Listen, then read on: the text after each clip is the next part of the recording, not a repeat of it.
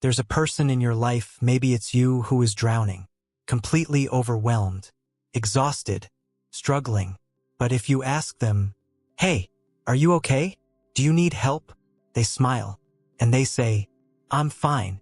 I've got it." And then they go home, and they fall apart alone. Why do people do this? Why do some people find it almost impossible to ask for help, even when they desperately need it?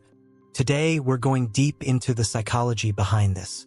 And I promise you, by the end of this video, you're going to understand yourself or someone you love in a completely new way. Before we start, I want you to think about the last time you needed help. Maybe it was at work, at home, in a relationship, or just emotionally. Now ask yourself honestly, did you ask for it? Or did you handle it alone, quietly, while pretending everything was fine? If you chose the second option, you're not alone. Millions of people do this every single day. But here's what most people don't realize: this isn't a personality quirk. It's psychology. It has deep roots, and it has real consequences. Let's break it down. The first thing we need to understand is, where does this behavior come from? For most people, it starts in childhood. Psychologists call it attachment style, basically how we learn to connect with the people around us when we were young. If you grew up in an environment where asking for help was met with, "Stop being so needy, figure it out yourself," or even silence and emotional unavailability, your brain learned something very early. Needing help equals weakness, and weakness equals rejection. So you adapted. You became self-sufficient. You became the strong one. And as you grew up, that became your identity. "I don't need anyone. I handle things myself." Sound familiar? This is what psychologists call avoidant attachment, and it affects a massive portion of the adult population. Now let's talk about what's actually going on inside the mind of someone who never asks for help. Because on the outside, they look strong, capable, independent, but inside, there are some very painful beliefs running the show. Belief number 1. If I ask for help, people will think less of me. There's a deep fear that being vulnerable will make others see them as incompetent, weak, or a burden. Belief number 2. I'll be rejected anyway, so why bother? This one comes from past experiences, being let down, ignored, or dismissed. So the brain says, don't even try. Protect yourself. Belief number 3. I should be able to handle this on my own. This is the perfectionist trap. There's an internal standard that says asking for help means you failed somehow. Belief number 4.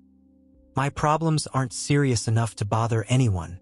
This is called minimizing, constantly telling yourself that what you're going through isn't bad enough to deserve support. These beliefs feel like truth, but they're not facts, they're old stories, programmed into us long ago. Here's what nobody talks about: the real cost of never asking for help. And I don't mean the obvious stuff. I mean the deep, invisible damage. Number 1, chronic stress and burnout.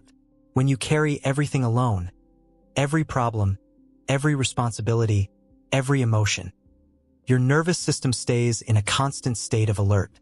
Over time, this leads to burnout, anxiety, and even physical health problems. Number 2, loneliness, even in a room full of people. There's a specific kind of loneliness that comes from never letting anyone truly in. You can be surrounded by people and still feel completely alone, because no one really knows what you're going through. Number 3, resentment. This one is sneaky. When you do everything yourself, you start to resent the people around you, even though you never asked them for anything. Deep down, a part of you wanted them to notice, to offer, to show up without being asked. And when they don't, the bitterness builds quietly. Number 4, relationships stay shallow. Real intimacy requires vulnerability. If you never show your struggles, people never get to truly know you, and that creates distance. The irony? The people who never ask for help often want connection the most. Here's something I want you to sit with for a moment. We live in a world that praises self-sufficiency. We celebrate the person who figures it out alone. We call them strong. We call them reliable. We call them a rock. But psychologically, this kind of strength is often a defense mechanism. It's armor, built to protect a very soft, very human part of us that got hurt a long time ago. Brené Brown, one of the world's leading researchers on vulnerability, spent years studying human connection.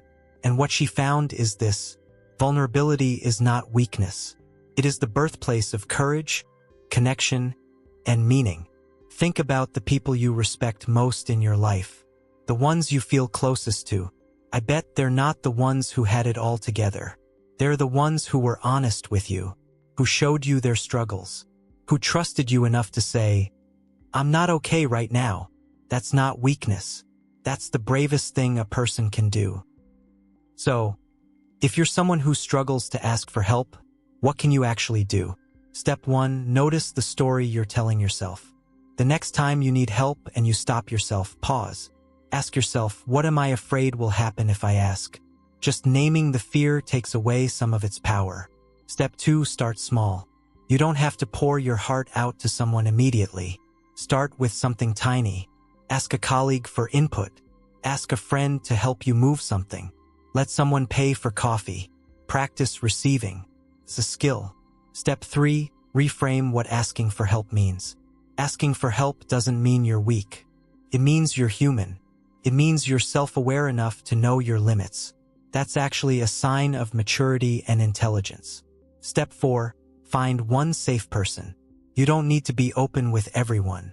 Find one person in your life, just one who feels safe, and practice being real with them. Real connection always starts with one honest conversation. Step 5, consider therapy or journaling. If this pattern runs deep, and for many people it does, working with a therapist can help you trace it back to its roots and genuinely heal it. Journaling is also a powerful first step. Here's what I want you to take away from today. If you're someone who never asks for help, I see you. I know how exhausting it is to carry everything alone. I know it feels safer that way. But the walls you built to protect yourself, they're also keeping out the very thing you need most. Connection, support, love. You are not a burden. Needing help doesn't make you weak. It makes you real. And the people who are worth keeping in your life, they want to show up for you. Let them. If this video resonated with you, share it with someone who needs to hear it. And drop in the comments. Are you someone who struggles to ask for help? Why do you think that is? I read every single comment. Don't forget to subscribe if you're new here. We go deep into psychology and self-improvement every week. I'll see you in the next one. Take care of yourself.